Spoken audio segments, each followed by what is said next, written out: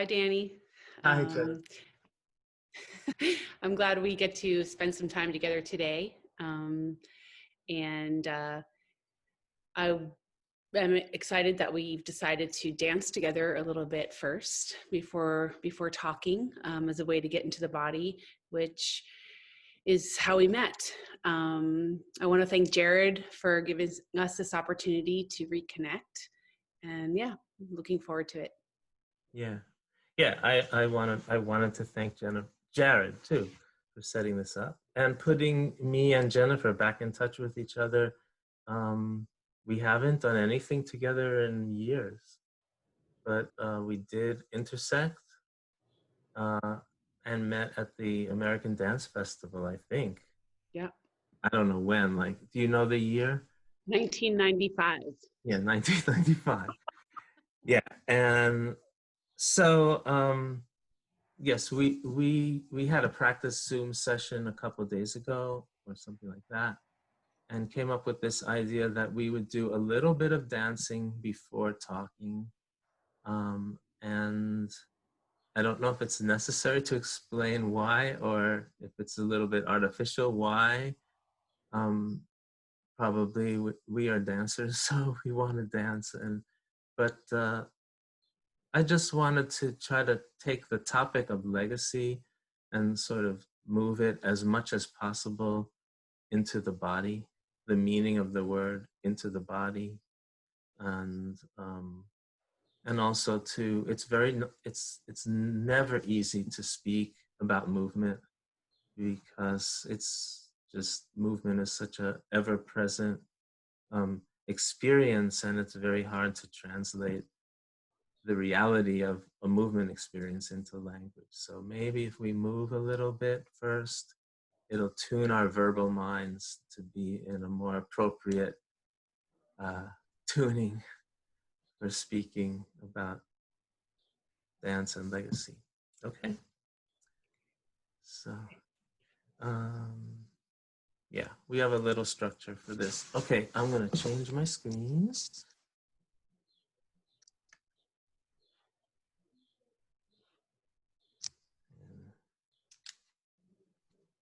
Okay, I'll go first. Okay.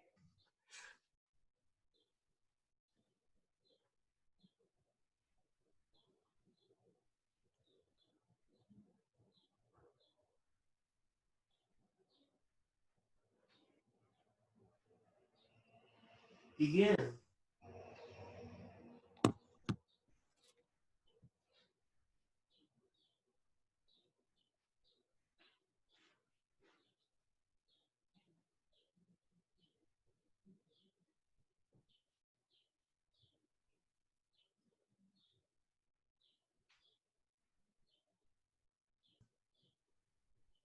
I guess I wanted to make sure to try to say something succinct and coherent about legacy before I get lost.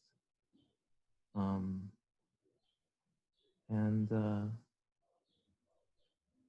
I stumbled upon dance. I didn't have a direction as a young adult. When I was in college, I was pretty lost. And I didn't have like a career goal or any kind of a goal. And I didn't have an idea to become a dancer. But I was really physical as a child. And I guess it was good for me to take a dance class. I was studying mathematics at the University of Rochester, and I met Mary Fulkerson, who was fresh out of grad school and whose husband was an experimental musician. And she was greatly influenced by Judson Church and John Cage and Cunningham ideas and work. And she was one of just a handful of people who was developing a completely different alternative approach to dance education and to dance. She was very passionate about it, and I think she called it anatomical releasing technique.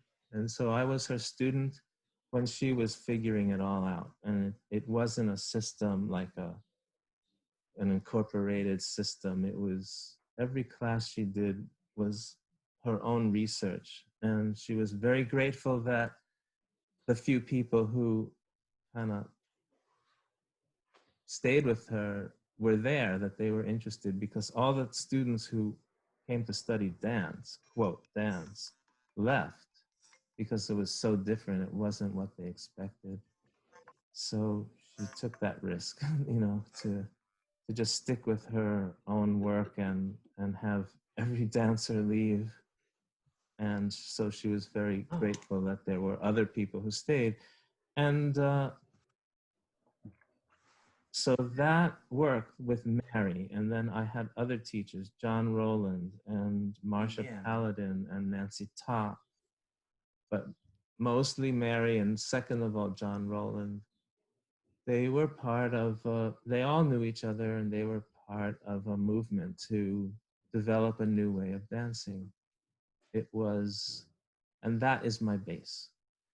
That became something that I realized I was doing it and practicing it all the time, walking home from school, waking up in the morning, not only in class. And I realized, hey, I'm really involved in this. So I followed that. I followed whatever opportunities came my way. I may have been lucky to be a little bit talented and have something to offer, so that I did get opportunities, and one thing led to another. And in my perception as a really naive young person who didn't know, I mean, my parents were artists, and I knew about modern dance, and I knew about ballet, but I was young and very enthusiastic about this work I was doing, and my teachers were so passionate that I thought, yeah, this is a whole new way. This is going to change the face of dance, uh, and I still have that naive idea that because I met other artists, like Steve Paxton was a very important person I met like a year after I started dancing. He came to my school and did a 24-hour dance class, which was kind of a little bit saying, you know, you could dance all the time. You could just breathe and that would be dancing. You could eat breakfast and that would be dancing. You could watch the sunset and that would be dancing. You could sing song with friends and that would be dancing. And I really liked that. And you know, and I met other artists who really resonated with me. Simone Forti and Lisa Nelson was very, very, very important. And the whole development of contact improvisation and the conversation around trying to talk about what we were doing. So I have this idea that there is an approach to movement that is my way, that is a study, a movement research practice of looking at how the body functions. Not how a dancer's body functions, not how the body functions when it's dancing, but how it functions anytime and all the time.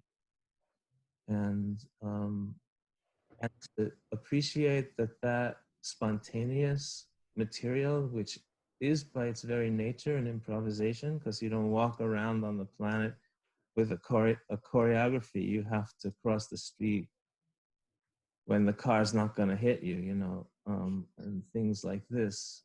So it's an improvisation in that way, functional improvisation, and and and my focus was extremely somatic, like very sub cultural, maybe at that, you know, sub, like just looking at um really like really primitive things, how the body functions, how you take a step, how you find support, how you lift things, how you touch things, and using all the senses, and finding, I met artists who made performance forms that kind of formalized that process of putting your imagination and your awareness, special awareness into your body and creating forms and putting those on stage.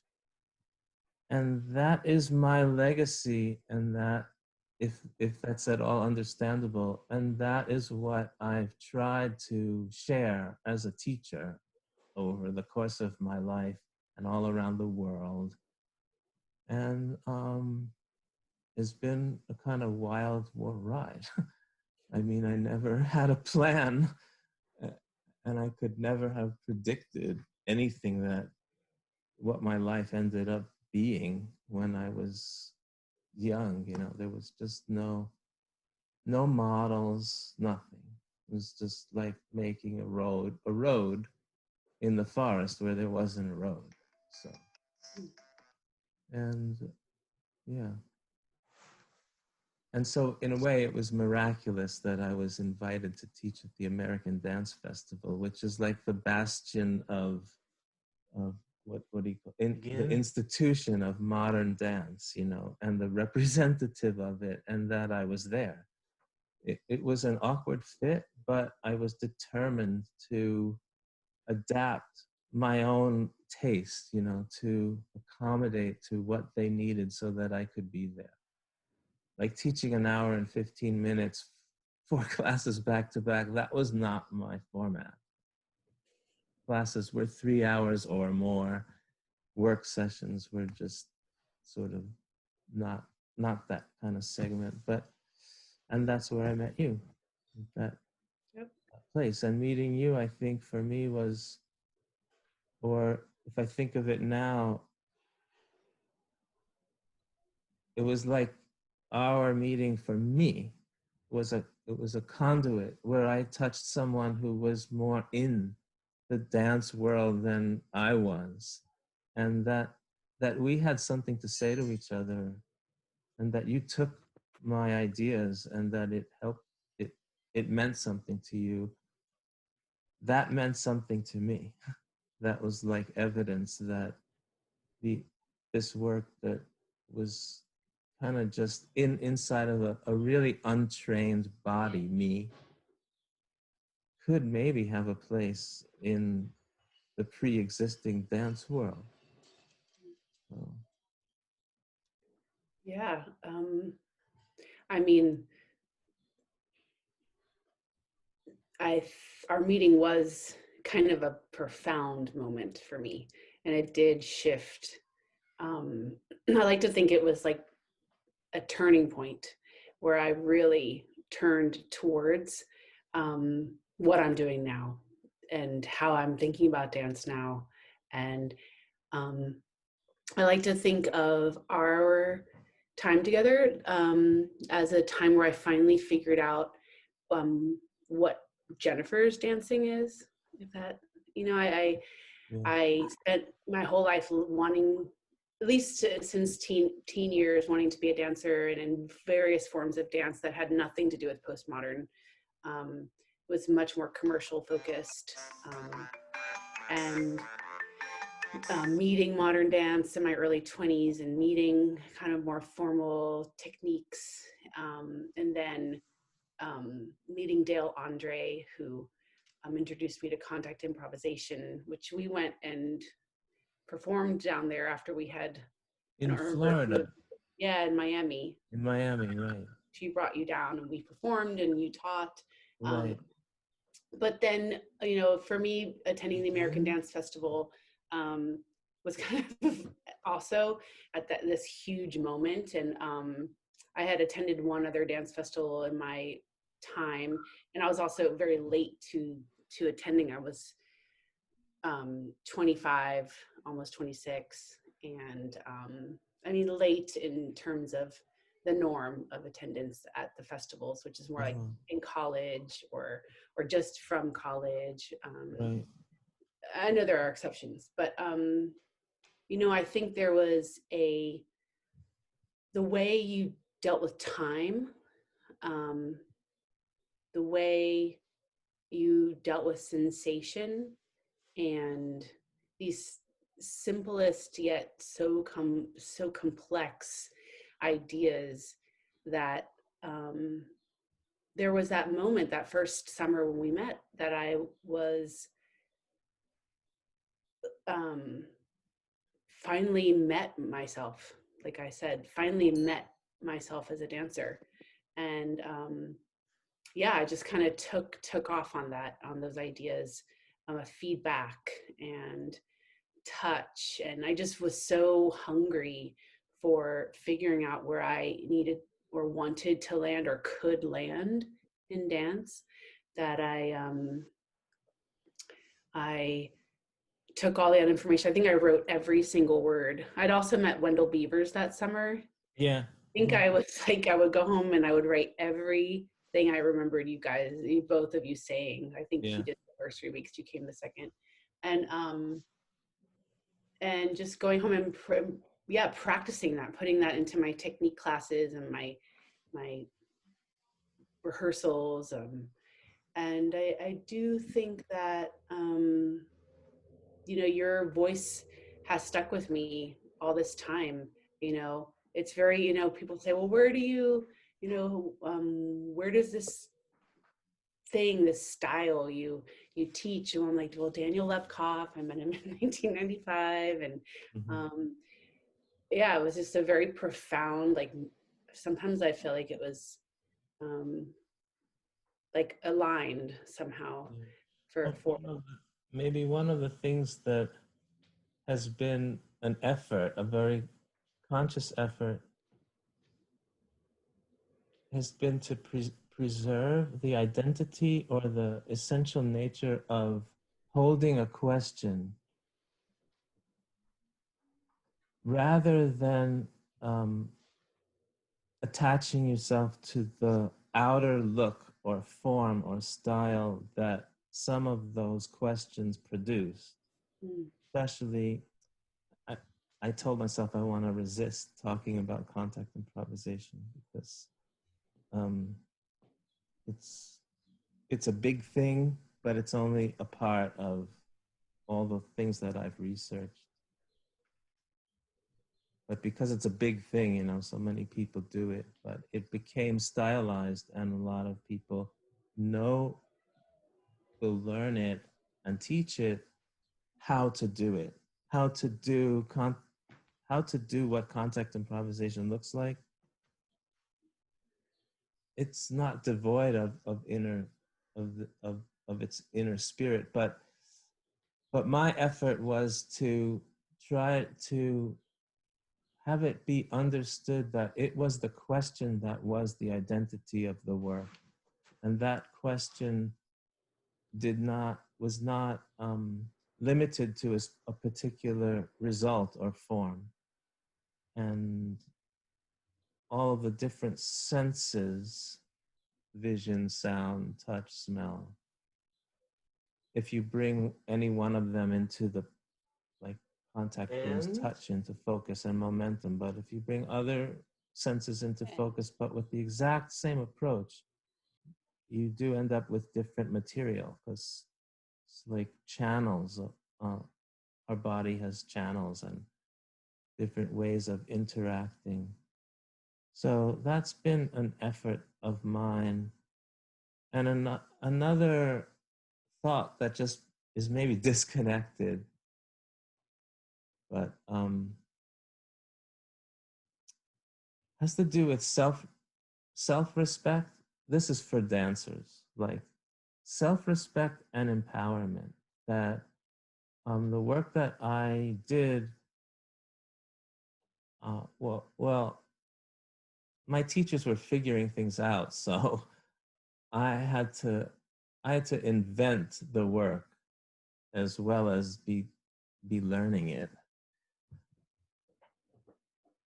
But something to do with maturity, that dance can be mature, that it can be complex and sophisticated, that a person is intelligent and that intelligence they own. And the work that I did could enlist someone's independence and intelligent and free thought, rather than, like, what I would see so much at the American Dance Festival is, like, just do what everyone tells you to do. And I noticed that dancers, like, they didn't know what they thought often, because it wasn't a reflex that was exercised that much, that you just did what you were told. You repeated what you were told. And I valued in my students, and as a teacher, I valued creating a community of thinkers who would figure things out and do research together. And that the research wasn't a closed book, like that. It would stop unless younger people would also further the field by having a different body and asking questions at different times of our cultural history and all of that. So that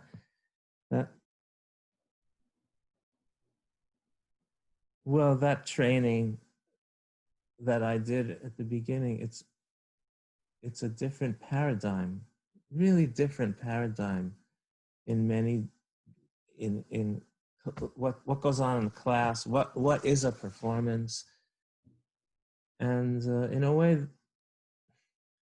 that difference has remained a challenge, because the institutions of dance are not really able so easily to pick up on it. So uh,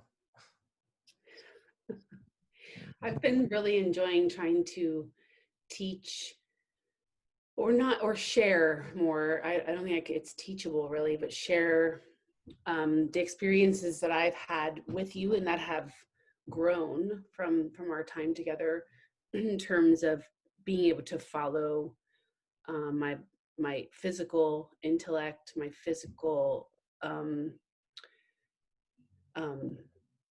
dialogue that I'm having while I'm doing something, but also kind of trying to not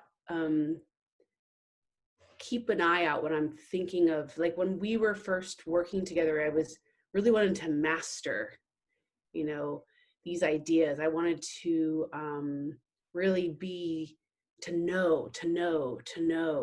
And I think that something that's been really interesting for me is that it's really about unknowing, or going, not necessarily going to the unknown or that extreme, but it's like, it's still that question that you're talking about. It's like, okay, there is this, but like there is my hand, but if I really listen to it, can I really hear my hand and just not know how to open it? Can I allow myself to relearn every time I do it? Can I really follow the instincts of my physicality? Um, when am I, you know, just going on autopilot, or thinking about putting these thoughts into technique and this idea of languaging in the body to use the structures that are put upon one's body in forms of technique or shape or form, but then how is it embodied? How is it spoken individually? How is each person able to really have a presence through form? And I think that the work with sensation, touch, feedback, this idea of following inquiry and letting the inquiry kind of be the focal point, has really helped me in my own sharing of my teaching practices. And I don't know, it's been something I've been doing in my own yeah, dancing. It's been really interesting. I feel like it gives me a sense of that empowerment, a sense of that ability to have a language to bring to the table, a physical language that I can bring, and then, it's malleable. It's not, I don't want it to be fixed, but it seems important to keep it malleable. right. Um, Me, I'm aware of time. I yeah. actually, I don't quite know how long this has gone, but maybe there's something in there about, well, here we are. living in the time of the COVID virus for the last few months, and you're at home and I'm at home. It's good to be at home in a certain way, like the the kind of work that the things that you're talking about now, Jennifer, and what I'm trying to stay in touch with in this conversation. There's something transparent. There's something that it is not possible to own, like gravity. You don't own it. You know, you live in it. And to the extent that you have any kind of mastery is the extent to which you can listen to it. But that listening happens now. Like, it doesn't do any good that you used to listen to it last year, so now you know gravity. Right. One guy, well, I went to Brazil to teach at a Contact festival. I just arrived. I was really tired. It's a very long flight. We were online at a supermarket, and he was the organizer. He was young. I forget his name. I can almost remember his name. Anyway, he said, "What it? I don't know how this came up, but he said, what would a virtuoso look like in your work?" You know, and it was a very interesting question. And I think I said something like, well, someone would be someone who could, as a performer, could be transparent, like not telling the audience anything, but just letting all the messages that are flying through the air pass through them and on. And there's a sort of humility and lack of owning anything. And in this time of COVID, like, you know, where we're dancing together at home, like this stupid video thing, you know, it just it sort of does away with even the possibility to be ambitious, which makes it easier to achieve some of the things that you're talking about, like the kind of pressure of making money, of having people like you, of being popular as a teacher, things that are real for someone who's, you know, going to try to make a living as a dancer.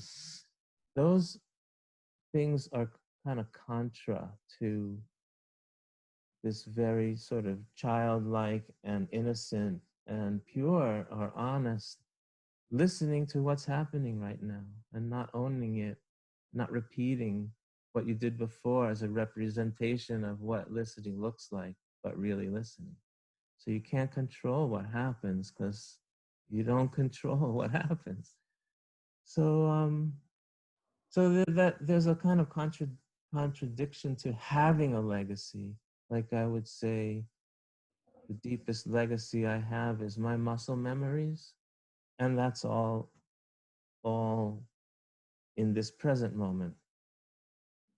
Right. Past, it only exists if it's present in this moment now.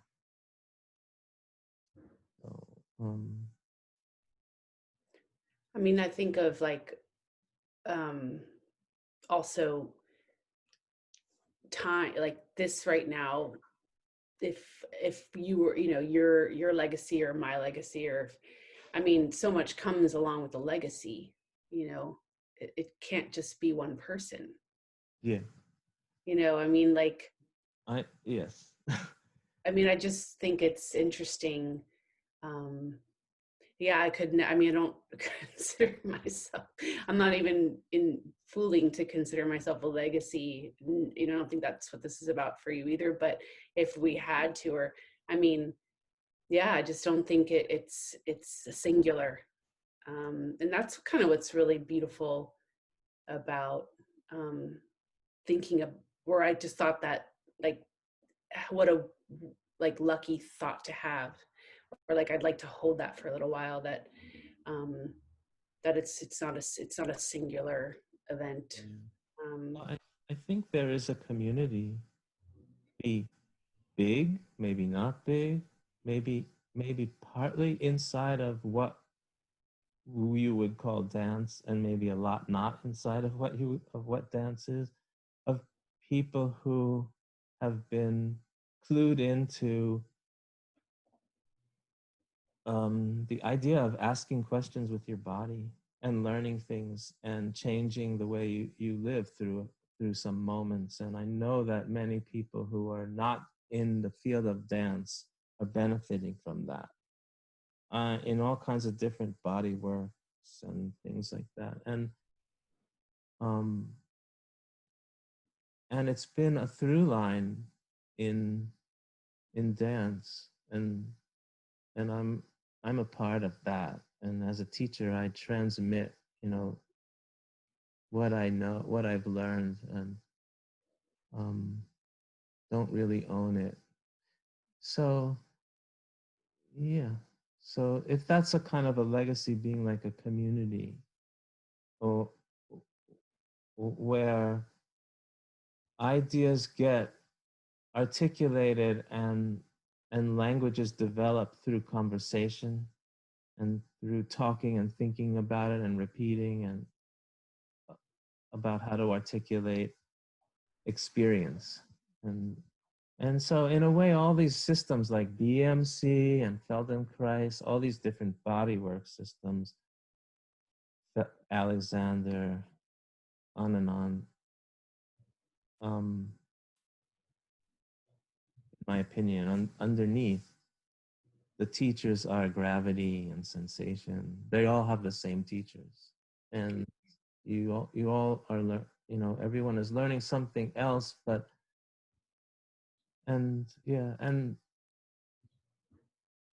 but in my that that kind of work is hard to find, and has always been hard to find in performance, in dance performance. In my opinion, I probably shouldn't say this because I don't know that much about dance performance, but it's, in my experience working with people and performing, it's really hard to perform work that comes from this technique, because it's hard to translate home to a stage. Yeah. It just takes a lot of sophistication. And the artists who've been able to do that, I really admire. Yeah. Admire them. And I would like to keep talking to you, but I'm feeling like looking for an end so that Jared can have something that begins and ends, and so maybe I'll stop the recording. Okay. Yeah. All I right. think that's a good idea. Then it's the end for everyone except us. So let me see. Pause. Stop recording. Stop. Okay. Stop. Goodbye.